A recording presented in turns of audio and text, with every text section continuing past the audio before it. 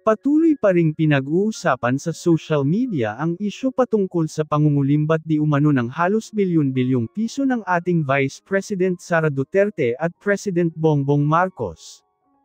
Ayon sa balita, tila winakasan nga umano ng kapatid ni President Bongbong Marcos na si Senator Amy Marcos ang isyu matapos nga daw na tila ibuking nito ang pagnanakaw ni President BBM sa kaban ng bayan. Ito nga ay matapos na pumabor ang senadora na hindi maaring ipaalam ng presidente ang budget para sa bayan. Samantala nilabas naman ng kampo ng mga Duterte ang ilang resibo na magpapatunay na walang ninakaw ang pamilya Duterte sa taong bayan. So, ito na nga po, linabas na ni Pangulong Duterte ang kanyang pinangahawakan na matatawag nating smoking gun na talagang napakabigat na pruweba kung paano tayong isinasalaula at patuloy na binubudol ng Marcos administration kasama ng kanyang mga kaibigan at kakampi dyan sa Senado. Pinakita po kagabi ni Pangulong Duterte doon sa kanyang pakikiusap sa inyo sa Bastard Dabawenyo, ito pong kopya ng by-scam committee report. Ito po yung naging dahilan kung bakit nagkaroon ng tinatawag na enrolled bill o yung ating pong 2025 budget. Makikita nyo po rito, may mga blanco. Basahin ko lang po Halimbawa po, yung after the acronym NIA, delete the amount in figures. Burahin daw po yung figures ng 74,570,743,000 pesos at palitan ng blanco. Blanco. 74 billion pinabubura at pinapapalitan ng halagang blanco.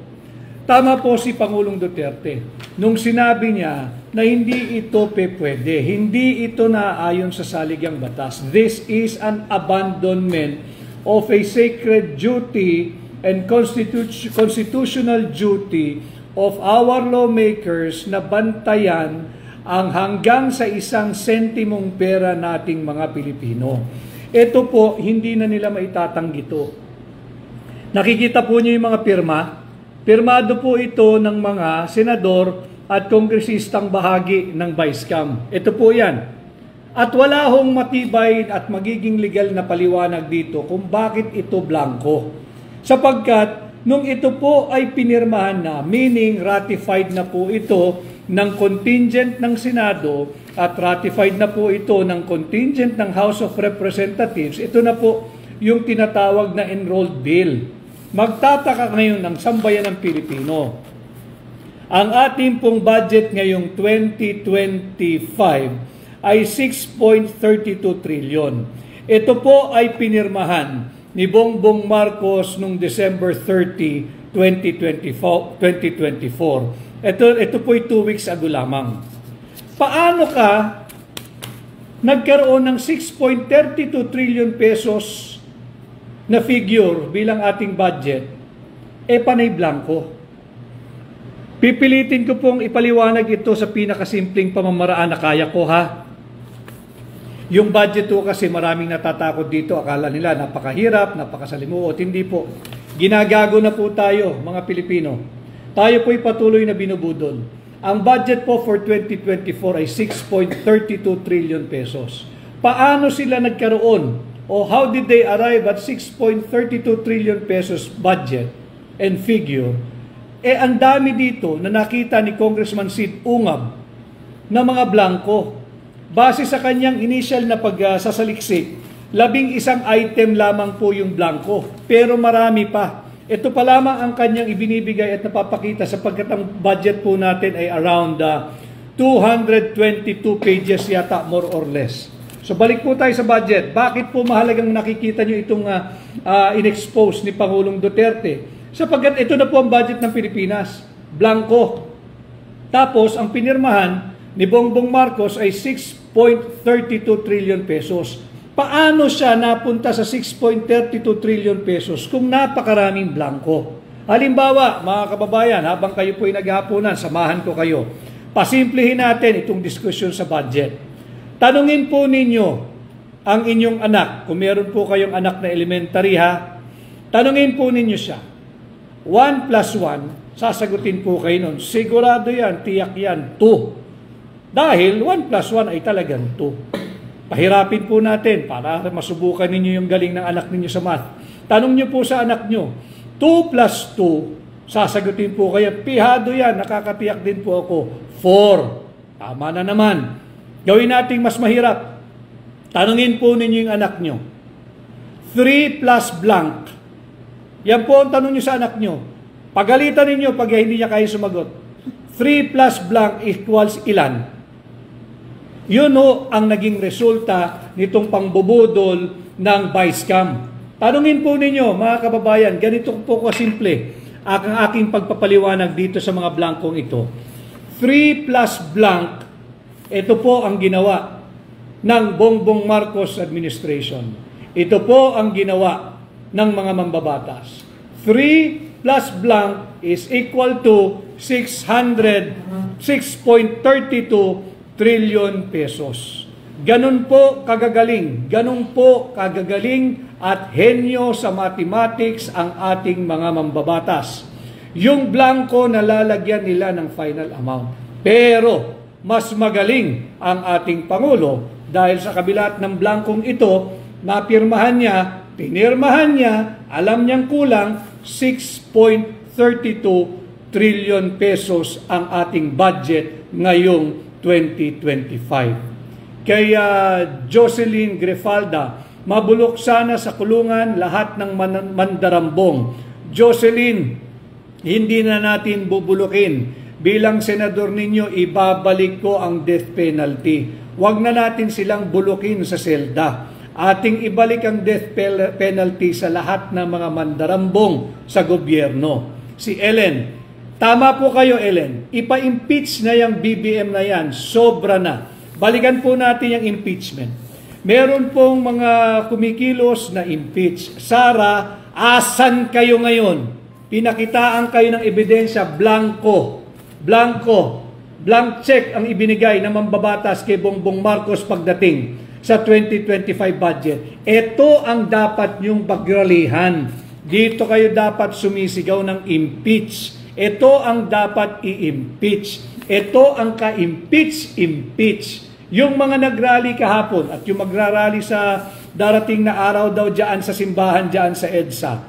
Asan kayo ngayon? Tahimik kayo. Ito tahasang pangbubudol. Ito dapat ang sinisigaw ninyo. Impeach Bongbong. Sapagkat ito ay culpable violation of the Constitution. Meaning, alam niyang illegal yung kanyang pinirmahan, pero pinirmahan pa rin niya. Ito ngayon dapat ang sinisigaw ninyo. Kung ang puso ninyo talaga ay para sa mamamayang Pilipino, pinakita na ni Pangulong Duterte yung pinakamatibay na ebidensya na araw-araw binubudol tayo ng Marcos administration. Ito ang labanan ninyo. Hindi yung political persecution na tinutulak ninyo. Ulitin ko, yung mga gagawa po ng kilos protesta na i-impeach daw si Inday Sara Duterte, ito po ang labanan ninyo. Blanco po yung ating budget, bilyong piso ang allocation, blanco. Tanong po ninyo, yung mga magrarally, kahit tanungin ko kayo ngayon, 1 plus 1, 2, 2 plus 2, 4, 4 plus blank, ilan? Baka pareho na lang din po kayo ng member ng Vice Cam. Mag-iimbento na lang kayo doon sa katanungang 4 plus blank, kayo na hong bahala maglagay kung magkakanong gusto ninyo. Ganyan po kasalaula ang budget process na pinagdaanan at ginawa ng ating mga tiwaling mambabatas noong nakaraang taon na nagresulta sa 6.32 trillion pesos yan constitutional budget natin ngayong 2025. Kay Goto, grabe, talamak, korupsyon ngayon, tapos ang iba dyan, bulag-bulagan na lang pag tinatapalan ng pera. Marami pong ganyan. Kaya Goto, ang sinasabi ko nga doon sa mga magrarally di umano diyan sa EDSA Shrine sa mga darating na araw, ito ang isigaw ninyo. Ito ang kundanahin ninyo. Bilyong-bilyong piso ng pera nating mga Pilipino ninanakaw lamang. Naggagawa sila ng isang blankong Vice Cam committee report na nagiging pundasyon ng ating taunang budget. Ito labanan ninyo, hindi yung political persecution, hindi yung inaaway ninyo si Pangulong Duterte. Ito na nga, inilabas ni Pangulong Duterte. Ito ang labanan ninyo. Dito tayo magsama-sama. Kay Gabriel Duvois, sumakit puso at dibdib ko. Tama na ang panggagago sa Pilipino. Tama, Gabriel. At ito ilinalabas natin dahil sabi ko nga, kaya maraming nakasubaybay sa ating mga pahina sa social media dahil nagbibigay tayo ng makabuluhan at tamang impormasyon. Sinisikap ko pong pasimplehin ang usapin nitong linabas ni Pangulong Duterte at ni Congressman Sid Ungab. Thank you, Congressman Sid Ungab. Isa kang tunay na may malasakit sa bansang Pilipinas at may pagmamahal sa Pilipino, katulad rin ni Pangulong Rodrigo Roa Duterte. Si Sid Ungab ho kasi, i-lay down ko lang yung kanyang qualification. Expert po ito sa pananalapi. Dahil nung kanyang buhay bilang pribado noon, banker po ito bankero po si Congressman Sid Ungab. At nung kanyang stint sa Kongreso, siya po ay nag-chairman na ng Ways and Means Committee ng House of Representatives. At higit sa lahat, si Congressman Sid Ungab ng Davao ay 2 beses nang naging chairman ng Committee on Appropriation. Alam na alam niya to. At sa aking pakikipagpulong kay Congressman Sid Ungab, kasama si Pangulong Duterte nung nakaraang gabi, sabi ko nga sa kanya, Kong Sid, baka naman tradisyon na sa Vice Camp Committee na blanco-blanco. Sabi niya, hindi. This is the first time na blankong ganito ang ginawa ng Vice Camp. At narinig din ni Pangulong Duterte yung aking tanong. Sabi ni Pangulong Duterte, Panyero, alam mo naman, pagdating sa pananalapi, kahit 1 sentimo dapat merong mananagot. At ito nga ho, yung ating sinusulong sa hakbang ng maisog, yung transparency and accountability. Ang tanong, ang budget process po natin, ayon sa saligang batas, ang lahat ng appropriations bill ay dapat nagmumula sa House of Representatives. Sa mababang kapulungan, wala po tayong debate ron. Tapos po doon ay iaakit po yan sa Senado. Magde-deliberate din ang Kongreso, ang Senado, at magkakaroon po etong Vice Camp, hindi po ito talaga kasali sa budget process. Wala pong kapangyarihan ang Vice Camp na baguhin yung binalangkas na ng mababang kapulungan at ng Senado. Subalit dito sa administrasyon ni Bongbong Marcos, makapangyarihan ng Vice Camp. Hindi lamang nila binabago, yung gagamitin ko yung termino ng ating mga kaibigan diyan sa Makati Business Club. Hinayjack ng Vice Camp yung budget recommendation ng Executive Department. Tama po yun. Subalit sa paglabas ng ebidensyang ito, hindi lamang po hinayjack ng Vice Camp. Tayo po ay araw-araw biktima ng pandarambong ng mga tiwali sa gobyerno. Blanco po yung mga halaga, bilyon-bilyon po ito pag tinotal ninyo. Higit sa 500 billion pesos ito blanco. Ang tanong, itong blankong ito, pinirmahan pa rin ni Bongbong Marcos. At meron silang dinabas na meron ng mga figure yung blanco. Kung tayo'y galit na dito sa tinatawag na third chamber, itong BICAM, yung Vice Camp, meron ho tila lumalabas na fourth chamber. Meron pang pang-4 na layer dahil paano nagkaroon ng figure itong mga blanco? Paano umabot ng 6.32 trillion pesos ang 2025 budget? Saan hinugot ng Executive Department yung 6.32 trillion? Blanco nga eh. Blanco nga eh. Kay Joel BC, pwede po yan grounds for impeachment. Talagang pwede po ito. Yung ginawa ni Bongbong Marcos is a culpable violation of the Constitution, meaning sinadya niya, alam niyang nababiolate niya at nalalabag niya ang saligang batas, pinirmahan pa rin niya. Ito yung mga dapat nating nagsasama-sama at sinasabing impeachment ang katapat nito.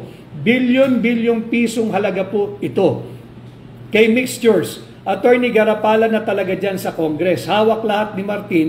Bakit ba takot sila sa kanya? Sapagkat lahat po sila Tila lahat sila dyan sa Kongreso, with the exception of very rare gentlemen like Sid Ungab. Mukhang namantikaan na po sila. Blanco po ito, tingnan ninyo maigi. Blanco. Tanungin nyo uli, yung mga nagnais mag-rally, eto na ho, Marcos Jr., step down, kota ka na. Hindi lang ho kota, sobra-sobra na. Talagang dapat mag-step down kung may hiya pa at may pagmamahal pa sa Pilipino. Blanco ho ito. Ibig sabihin, meron pang isang hanay o meron pang isang grupo diyan sa Kongreso o diyan sa Malacanang na merong binigyan ng kapangyarihan punuan itong mga patlang na sadyang iniwan pagdating po sa bilyon-bilyon na allocation. Sino-sino yan? Ano ang inyong otoridad o ano ang inyong kapangyarihan para punan itong mga blanco na sadyang iniwan ng Vice-Cam? Ito po ay pirmado ng mga miyembro ng Vice-Cam, ha? At nandito po yung mga pangalan nila, yung mga pumirma. Hindi po ito gawa-gawa ni Pangulong Duterte, ha? Galing po ito sa record mismo ng House. So makikita ninyo, ito yung ating mga dapat singilin. Nasaan ang puso ninyo? Bakit kayo pumirma ng isang blankong BICAM report? Blanco ho eh. Malinaw po yan. It's an abandonment of their constitutional duty to safeguard the public coffers, the money of the Filipino people. Kay balitang hopya man ni Popcorn, yan ba dahilan kung bakit wala pa daw printed GAA, sabi ni Kong Sid, tinatago nila. Marahil ho, kaya wala pang printed kopya ng GAA. Dapat to, sabi ni Kong Sid, pagkatapos ng bagong taon, magre-report na ho ang mga mambabata sa Kongreso. Pagdating nila, for the past how many congresses and how many years, pagdating nila, nakapatong na po sa kanilang mga mesa yung printed copy ng GAA. Katangi-tangi po yung ngayong taon. Wala pong printed copy ng GAA na dinatnan yung mga mambabatas pagkatapos po ng kanilang Christmas break. Tama po si Hopya Mani Popcorn. Malamang wala hong printed copy dahil puno nga ho ng blanco. Paano mo ngayon babalansihin? Paano ka makakapunta sa 6.32 trillion pesos budget for 2025 kung may blanco? Yung kagaya po ng paliwanag ko kanina, pang grade 1 na nga lang ho yung paliwanag ko eh. 1 plus 1 is 2. 2 plus 2 is 4. 4 plus blank, bahala na kayo. Pwedeng 100. 4 plus blank, pwedeng 50. 4 plus blank, pwedeng 6.32 trillion pesos. Ganyan kahenyo sa math ang Executive Department at Legislative Department ng ating pamahalaan ngayon. Mga genius po ito sa math. Si Laila Pag, asa na po ang mga fact-checker? Dapat yan po ang i-fact-check ng mga mainstream media. Salamat sa GMA7 at kinuha po nila yung balita. Maraming salamat. Yung SMNI, sumabay yung SMNI. Sila rin ang kauna-unahang naglabas among the mainstream media. Mabuhay kayo, SMNI. At yung isang nagpa-fact check dyan, o yan, i-fact check mo. Total, mahilig ka mag-fact check ng mga gusto mong siraan. O ito, i-fact check mo ito. O. Diba? Yan. O para simpleng-simple, i-fact check mo yung sarili mo. 1 plus 1, 2. 2 plus 2, 4. 4 plus blank, yan. Sige nga, sagutin mo. 4 plus blank, baka sabihin mo 100. Pwede namang 200. Pero pag pina-check mo yan sa mga mambabatas ng miyembro ng Vice-Cam, tama ka kasi pareho kayo ng computation ng math ninyo eh. 'Di ba? Yung numero, lalagyan mo ng blanco, mauuwi ho tayo sa 6.32 trillion pesos unconstitutional budget. KR Alfia 9, meaning to say lahat po ba na nakapirma dyan, pwede nang ma-impeach even the senators? Hindi po. Yung mga, ang pwede lamang pong i-impeach ay yung Pangulo, yung mga impeachable officers. Yung mga senador at mga kongresistang pumirma dito sa blanco na Vice-Cam report na naging basihan at pundasyon ng ating 2025 budget, pwede pong kasuhan niya ng kasong kriminal. Kagaya ng sinasabi po ni Pangulong Duterte kagabi. Meron po siyang sinasabi, nabanggit niya isang kaso specifically, yung falsification of public document. Bakit po falsification? Kasi nga ho blanco eh. Kung sino man ang maglalagay ng amount dito, pwede pong kasuhan. dahil wala silang otoridad. Nalagyan ng halaga ito, kagaya po nung sa NIA, 74.570 something billion pesos and replaced with. Halimbawa po yung secretary ng isang mambabatas ang naglagay ng amount, pwede po siyang kasuhan. Bakit? Wala po siyang karapatan na mag-allocate o mag-appropriate ng kahit isang sentimo mula sa kaban ng bayan nating mga Pilipino. Because not even the President can make appropriation. Ang basihan po natin dyan, malinaw po iyan sa ating saligang batas. Bisitahin po ninyo yung 1987 Constitution, yung Article 6. Bisitahin po ninyo. At nandyan malinaw dyan, ang lahat ng appropriation measure, lalo pa itong ating taunang budget, ay nagmumula at mag-uugat lamang sa House of Representatives. Yung mga binotong kinatawan, hindi yung kanilang empleyado, hindi yung kanilang secretary, hindi yung kanilang technical working group, at lalong hindi yung kanilang mga chief of staff. Hindi po pwede yun. It's a clear abandonment of a solemn and sacred constitutional duty to safeguard our money.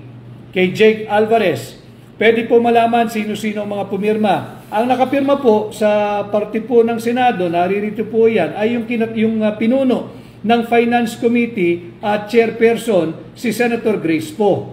Pagdating naman po sa House of Representatives, ang nakapirma po rito ay si Saldico. Yung pumalit din kay Saldico, itong si Kimbo, nakapirma rin. Itong si Dong Gonzales, nakapirma rin. Yung majority floor leader na si Manix Dalipe, nakapirma rin. At itong si Raul Bongalyon, nakapirma din. Ito po yung mga nakapirma. At hindi nila pwedeng itanggi ang kanilang liability dito. May nag-message po, sino raw po yung nakapirma on the part of the Senate. Nandito po sa aking harapan. Ayoko lang banggitin sapagkat alam naman ninyo, ako ay formal at opisyal ng aplikante ninyo bilang senador.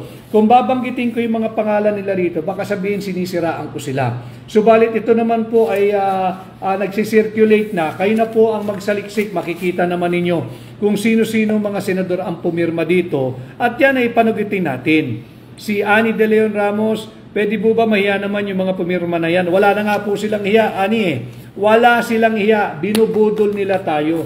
Imagine ninyo, blanco, yung BICAM report, ito po yung pundasyon ng budget ng GAB, yung General Appropriations Bill, na kanila pong inaprubahan at sinampa sa tanggapan ng Pangulo. Ito naman, si Bongbong Marcos, talaga pong walang prudence pagdating sa planning, sa programming, sa budgeting at spending. Bakit? Pinirmahan niya ang isang unconstitutional budget. Ito rin tamang mga tanggapan ng Pangulo, hindi rin po nila ginawa yung kanilang trabaho. Hindi po sila nagsagawa ng CSW, yung complete staff work at due diligence. Pinapirma nila, sinabit nila yung kanilang hepe, si Bongbong Marcos, at pinirmahan ang isang unconstitutional, very important piece of legislation. And that is none other than yung General Appropriations Bill na ngayon ay General Appropriations Act na. So dito mo makikita, talagang binubudol tayo. Hindi pwedeng maghugas kamay, mga kababayan, ang executive department dito. Magkakasabwat sila sa panloloko sa ating mga Pilipino. Magkakasabwat sila sa pambubudol sa ating mga Pilipino.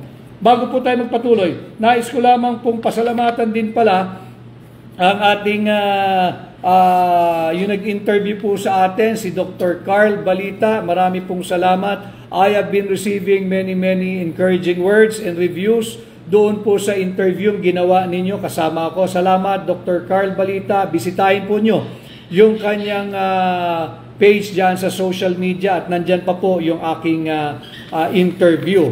Ganon din yung aking mga nakasama kanina, yung Hugpong Bisaya sa Montalban. Maraming salamat sa inyong napakainit na pagtanggap sa akin dyan kanina, sa Rodriguez Rizal dyan sa Montalban, at sa inyong pag-endorso sa aking aplikasyon bilang senador ninyo ngayong 2025. Kaya po mahalaga na pinag-uusapan natin dito ang aking pong pananaw. Kaya nila blinangko itong mga ito, hindi pa ho sila, walang kabusugan itong mga to eh. Lalaruin nila yung figure kung saan sila maaaring magtambak o mag-imbak nung kanilang pork barrel, yung kanilang unprogrammed appropriation. Nasabi ko na rin po ito sa inyo kahapon, babanggitin ko lang din. Lumalabas na ho, talagang winawalang hiya ang mga Pilipino. Yung ating mga kasamahan na miyembro ng Armed Forces of the Philippines at ganun din po yung sa Philippine National Police, nabanggit ko po ito kahapon sa aking pag-live. Ulitin ko lang, meron pong advisory ang PNP Finance Service na hindi po matutuloy muna yung inyong payout ngayong January sapagkat meron daw pong inaantay pang circular mula sa DBM. Bukod po sa PNP, meron din pong linabas sa pahayag ang AFP. Pakita ko rin ang AFP. Ang sinasabi dito, hindi rin po muna marirelease yung inyong payout sapagkat ang DBM daw po ay finalizing the said budget execution document. Naku po, mag-ingat po kayo. Bubuduli na naman tayo. Ito budget document ito eh. Hindi po libre DBM dito ha. Yung DBM, hindi kayo libre dito. Pinapirma ninyo si Bongbong Marcos ng isang dokumentong napakahalaga base sa spurious BICAM report. Spurious po ito. Bakit? Walang amount eh. Bilyong-bilyong piso, walang amount, blanco. Sino ang naglagay nung final amount nito? Sigurado hindi na itong mga mambabatas na nakapirma rito. Tapos na ho ito eh. Ratified na nila yung BICAM report. Eto naman na nakakagalit. Nagra-ratify yung BICAM ng isang report na blanco. Kay Puchoy, may nagsampa na po ba attorney ng kaso sa mga sangkot? Wala pa ho, dahil kalalabas lang po nito kagabi. Ato'y nadiskubre lamang ni Congressman Sid Ungab at kanyang pinag-aralan mabuti bago po kami nakipagpulong kay Pangulong Duterte na isa ring napakahusay na abogado at dating piskal. At nakita niya na wala hong paliwanag na tama rito. Ito'y pambubudol, ito'y illegal, ito ay unconstitutional. Kay Jason_B, may picture pa si Budol na nire-review yung budget. Ay, ano lang ho yun? Ganun nga ho. Yung review niya napakatindi. 4 plus blank is equal to 6.32 trillion. Daig tayo. Ibang klase ang math na natutunan nito. Yung 4, dagdagan mo ng blanco, lalabas ka ng 6.32 trillion. Pangbubudol po iyan. Kay Seragab, pag naging senator na po kayo, magti-TikTok live ka pa po ba? Aba kung pwede pang mag-TikTok para ho, diretso tayong nakakapag-usap, meron akong diretsyong ugnayan sa inyo. At nang sa ganoon, ay sisikapin ko pa rin na mapasimple kung ano man yung mga batas o importanteng usaping panlipunan na amin pong binabalangkas o babalangkasin sa Senado. Sapagkat karapatan po ninyong lahat, nating lahat ng Pilipino na lumahok sa mga usaping panlipunan dahil paulit-ulit kong sinasabi, ito po ay nakasulat, nakaukit at may garansya sa ating saligang batas. Bisitahin po ninyo yung 1987 Constitution, yung Article 13, Section 16. Nakasaad po diyan karapatan ng bawat Pilipino at ng kanyang mga organisasyon o samahan na makilahok sa lahat ng usapin na may kinalaman sa social, economic, and or political decision making shall not be abridged. Malinaw po sa ating saligang batas yan. Kaya dapat nakikilahok tayo, subalit kagaya nga po nung sinasabi ko, wag po kayong malulunod pagka ang usapin tungkol sa budget. Pilit ko pong pinasisimple para lahat kayo ay kasali, lahat kayo ay makialam, lahat kayo ay magpahatid ng inyong saloobin. At nakikita ko talagang galito ang mga mamamayan. Death penalty dapat sa kanila, sir. Tama po yan. Kaya nga po yan ang sentro ng aking pangangampanya, yung war on corruption. Ibababa ko yung threshold ng plunder from 50 million. Sisikapin ko, tatrabahuin ko, ibaba ito into 5 million pesos. At pag naibalik na po natin, na amyendahan natin yung plunder law, aking ipapanukala bilang senador ninyo ang pagbabalik at maibalik ang kaparusahang death penalty sa lahat ng magnanakaw sa pera nating mga Pilipino. Kay Rezo, attorney, paano ma-impeach si Bongbong at makasuhan mga pumirma dyan? Sila ang nakaupo. Tama po yun. Kaya importante na tayo magsama-sama ngayong midterm election. Sikapin natin baguhin ang liderato ng mababang kapulungan. Sikapin natin maghatid ng bago na katulad ko sa Senado para mabago natin yung ating politika at ating mapanagot. Kagaya nito, unconstitutional ito, para maisulong natin yung mga kasong impeachment sa karapat dapat naman talagang ma-impeach. Kaya easy. Tinanggalan ng budget yan para ilagay sa unprogrammed funds. Maaari. Para controlled ni Tambi ang budget. Maaari. Tama po yun. Lahat po ng inyong opinion tama. Bakit? Wala po kasing katiyakan kung bakit blanco ang ating Vice Cam report na ginawa ng mga tiwaling mambabatas. Wala silang paliwanag dito, kaya po lahat ng opinion nyo ay tama. Imaginein ho ninyo simpleng-simple, yung 4 plus blank 6.32 trillion pinirmahan ginawan tama Blanco po yun Yung 4, dinagdagan ng question mark, ang lumabas 6.32 trillion. Ganun po kasalaula na ang gobyerno at ganun po katindi na yung pambubudol na ginagawa nila sa ating mga Pilipino. Kay Boss Inday Manang, marami pong salamat. Kay Gigi Biansa, kay Noy Timyong, yes, I am for death penalty, Attorney Vic, salamat. Kay Jingo, pwede po ba karaniwan citizen ang mag-file ng impeachment? Pwede po. Karapatan po ng bawat Pilipino mag-file ng impeachment.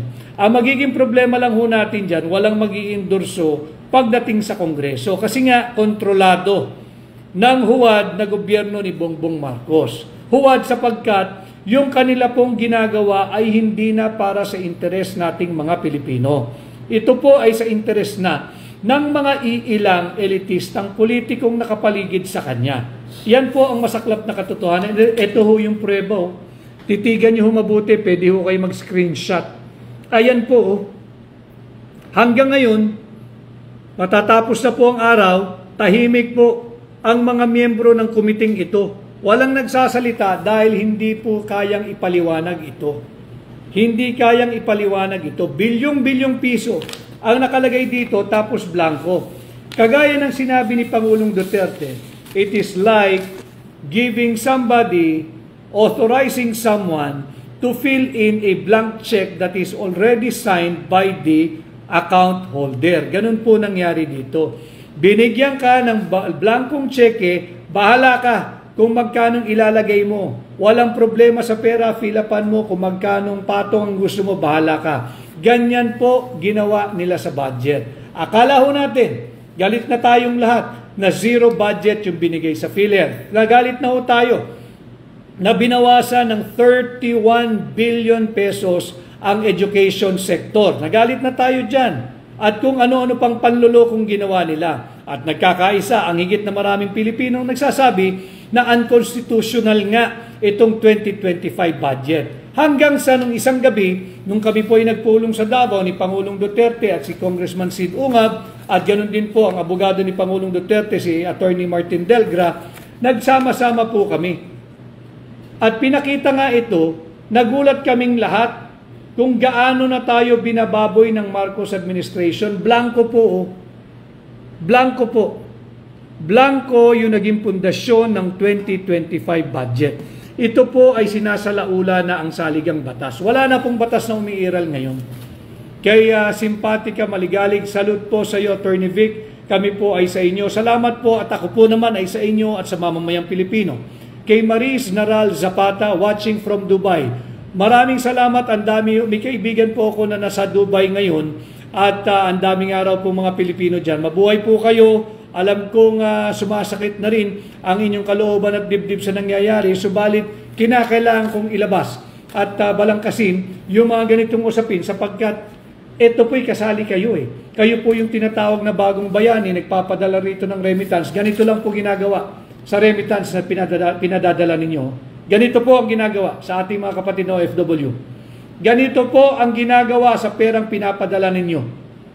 Yung bilyon-bilyong piso ng dolyar na remittances, ganito po ang ginagawa ng gobyerno ni Marcos Jr. Kay Godofredo Anadon, laban natin ito, Attorney Rodriguez, salamat. At meron pong Hakbang ng Maisog International, Kuwait. Magkakaroon po sila ng live podcast pilot edition. At yan po ay mamayang gabi, 7 p.m. Kuwait time. Hindi po Philippine time, 7 p.m. Kuwait time ay magkakaroon po ng Hakbang ng Maisog International Kuwait. Marami po tayong mga kuya at ate dyan, mga kasamahan natin sa Eagles na nariyan sa Kuwait. Mabuhay po kayo. So yan po ang ating napakalaking usapin na kasabwat ang executive. Kawawa naman o. Yung mga miyembro ng DBCC, yung Development Budget Coordination Committee. Kawawa naman po, magagaling po yan, masisipag, mga technocrat, mga dalubhasa. Kawawa naman po yung mga cabinet secretaries at yung kanilang mga staff, pati yung kanilang mga technical working group. They spend so much time preparing for their agency or department's budget. They spend so much time defending their budget during budget hearing. Ito lang po ang ginagawa ng mga tiwaling mambabatas. Para ho alam ninyo, yung mga manggagawa natin sa hanay ng gobyerno, ganito lang po tayo sinasalaula ng ating mga tiwaling mambabatas. Nagbabudget defense pa ho kayo. Naghahanda pa ho kayo ng taunang budget niyo. This year, nag-budget call na ho. Next year, higit pong malaki ang ating budget na pinapanukala ng Executive Department. 6.8 trillion pesos. Tapos ganito lang ang gagawin nila. Magsalita po kayo, magalit po kayo. And I'm challenging yung mga elitista na magrarally diyan sa EDSA Shrine, nasisigaw ng impeach Sara. Anong tindig nyo dito? Anong tindig nyo dito? Wala lang. Wala kayong impeach bongbong. Pag-usapan natin, diretsong usapan, para matigil na yung mga lukahang ginagawa ng napakaraming tao. Anong tindig nyo rito? Ano ang tindig ninyo sa unconstitutional 2025 budget? Ano ang tindig nyo rito? Ano ang inyong paninindigan dyan? Wala. Bakit? Dahil si Pangulong Duterte ang naglabas. Nasaan ang puso ninyo para sa Pilipino? Nasaan ang puso ninyo para sa Pilipinas? Porque ba naman si Pangulong Duterte ang naglabas nito? Hindi kayo magsasalita? Akala ko ba para kayo sa bansa? Akala ko ba para kayo sa Pilipino? Bakit impeach Sara ang sinisigaw ninyo? Nasaan ang impeach Bongbong? Anong tindig nyo rito? Ito, lantarang panloloko. May pera din kayo rito, nagbabayad din kayo ng buwis. Ano ang paninindigan nyo dito? Kinakailangan may tayo kayo dito. Kinakailangan may stand kayo rito. Hindi pwedeng wala. Dahil ito'y lantarang pambubudol ng Marcos administration.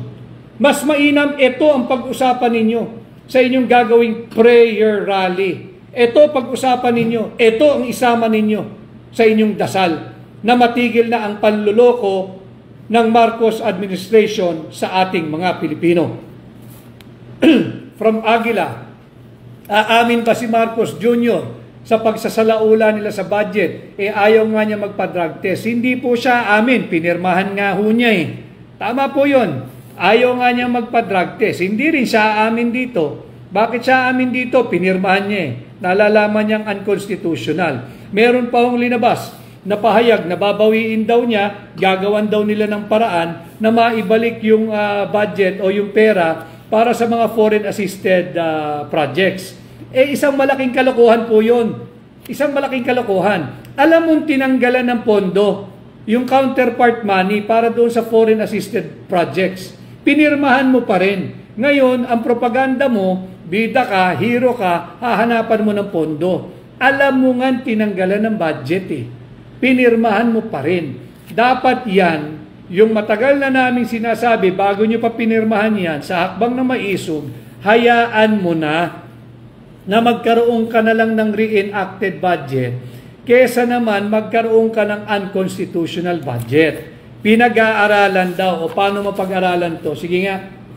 Paano nyo pag-aralan to?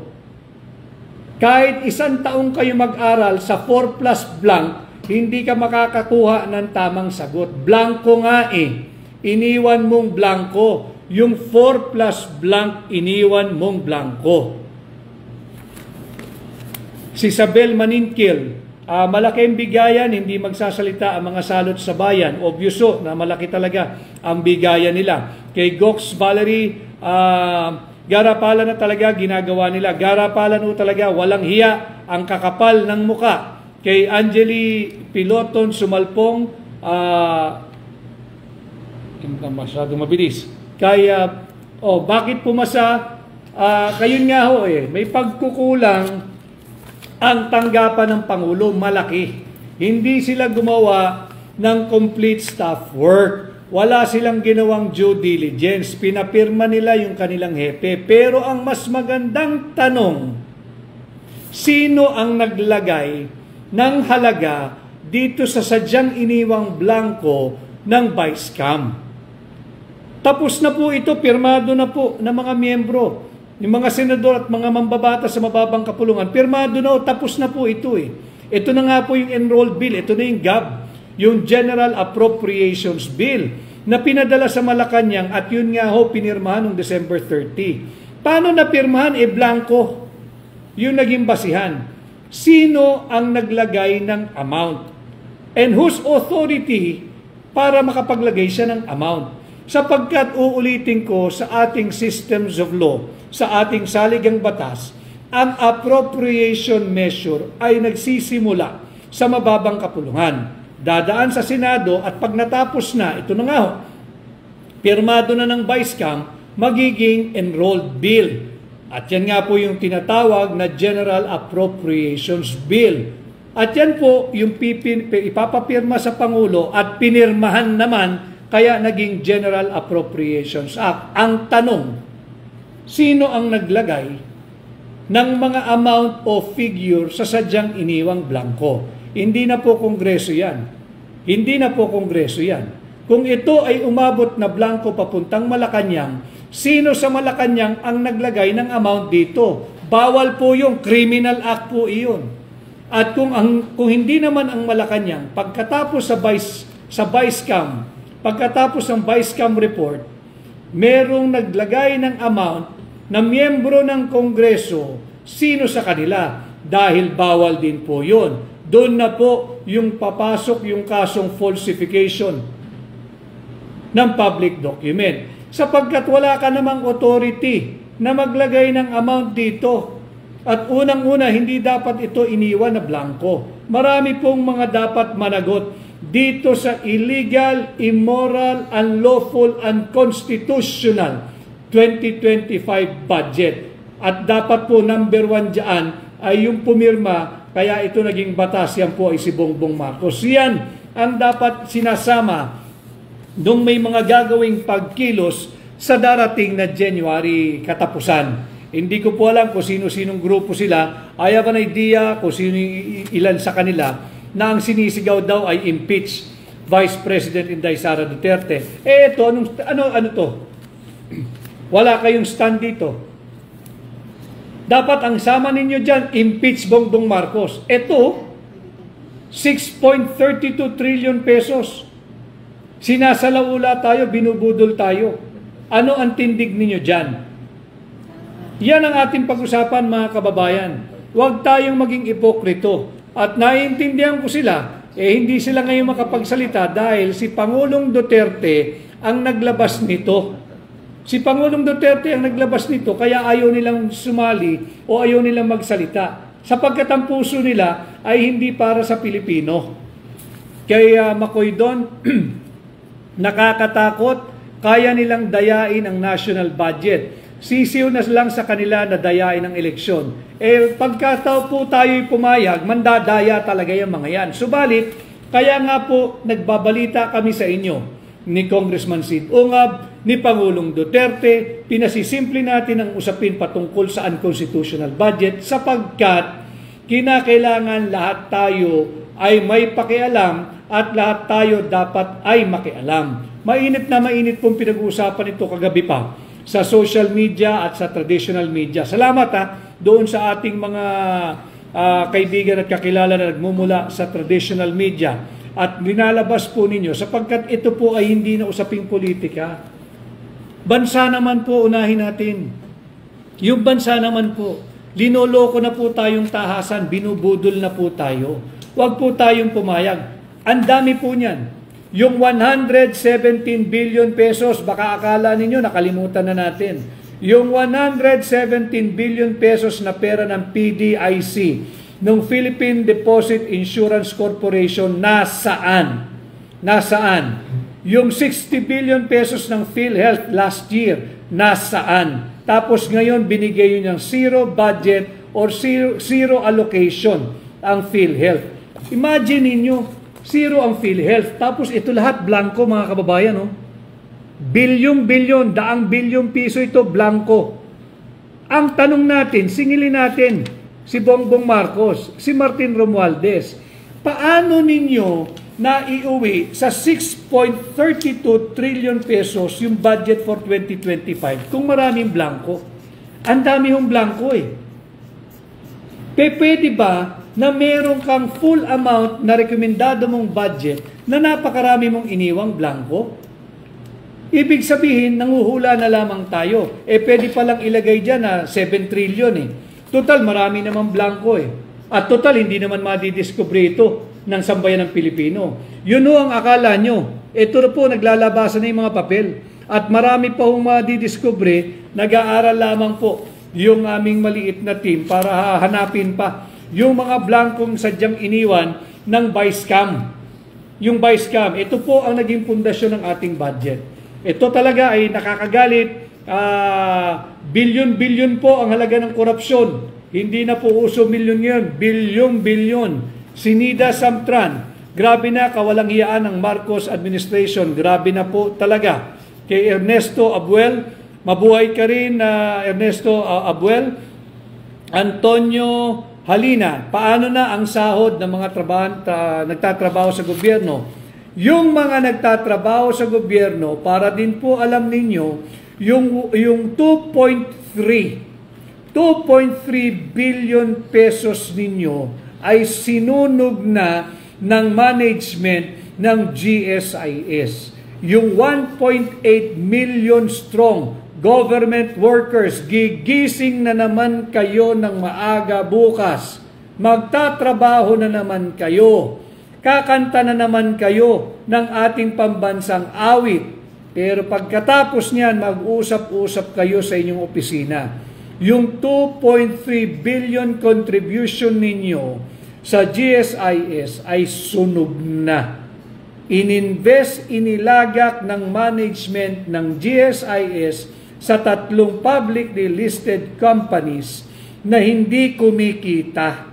3 taon nang hindi kumikita, 3 taon nang hindi nagbibigay ng dividendo, pinasukan pa rin ng management ng GSIS ng 2.3 billion pesos. Hanggang ngayon, walang paliwanag yung GSIS na yan. Hindi nyo pera yan ng manggagawang Pilipino. Kay Lito Umayon, dapat lahat ng kandidato katulad nyo, ni Kong Marcoleta, nagsasalita at matapang na naglalahad ng katotohanan, yung iba playing safe lahat. Kami po ay obligasyon namin, nung nakita po namin ito ni Pangulong Duterte, unang-unang sinabi ni Pangulong Duterte, galit na galit.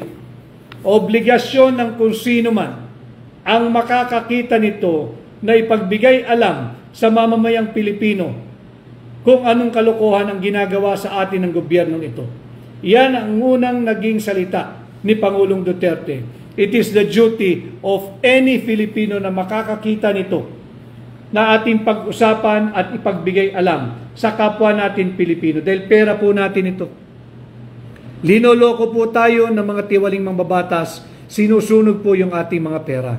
Kagaya nga ng sinabi ko kanina, the 1.8 million strong government workers, ubos na po yung inyong 2.3 billion na akala niyong contribution nyo sa inyong GSIS pension fund. Ubos po, sinunog, linustay ng GSIS management. Inubos po nila, naglagak ng pera sa 3 kumpanyang hindi kumikita. Ang kumita, yung kumpanyang pinaglagyan ng pera ninyo. Ang kumita, yung mga nag-middleman para maglagay ng pera doon. Pero kayo, wala na po yung 2.3 billion nyo. At ang patunay ko dyan, mismong COA ang nagsabi dyan sa GSIS, gawan ninyo ng paraan na maibalik yung 2.3 billion pesos na contribution ng mga manggagawa sa gobyerno dyan sa GSIS. Kung hindi, kawawa itong mga manggagawang ito. Kay Marjo, nasaan ang Good Governance Committee natin na magaling sa House of Representatives? Wala po. Wala na yan. Sila nagloloko sa atin. Linoloko po tayo. Kay Linda Breso, mabuhay po kayo. Maraming salamat. Kay Alex Rain, kay Florida Jurado, GSIS, asan ang pera? Pinaghirapan ng mahabang panahon. We demand explanation. Yan, Flora, tama yan. Kalampagin din ninyo ang GSIS. Every one of us, we should demand an explanation, a truthful, transparent, and clear explanation from the Bongbong Marcos administration. Nasaan ang pera naming mga Pilipino? Peter De La Rosa, ano po ibig sabihin ni Marcos na prudent sa budget? Ito po yung prudent niya. 4 plus blank is equals to 6.32 trillion. Hindi ba't magaling? Hindi ba't henyo? Ang galing sa math. Yung 4 plus blank, ang naging final result po ay 6.32 trillion pesos budget. Paano ka umabot sa 6.32 trillion? Panay blanco ito. Paano ka umabot ng 6.30? Saan mo hinugot? Yung 6.32 trillion pesos. Nasaan? Nasaan ang basehan mo? Panay blanco ito. Si Arvin Gotladera, mabuhay ka Arvin, at I hope to see you soon. Kaibigan natin, matagal na panahon na yan. Kay Romel Muli, masahol pa sa demonyo ang mga tao sa gobyerno ngayon. Tama po yan. AJ Hernandez, kay Mers Lumpot, at kay Souls Love Sedle. At sana ho tama yung pagkabasa ko ng inyong pangalan. At kay Maria Ibanez or Ibanez, kay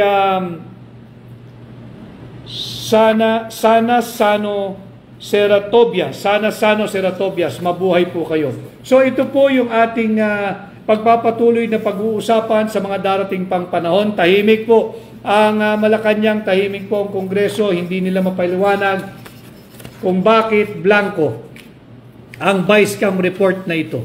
So muli ho, magsama-sama po tayo. Maraming salamat, at sana ho ay nakadagdag ako ng inyong kaalaman sa mga usaping panlipunang mahalagang dapat nating pinag-uusapan.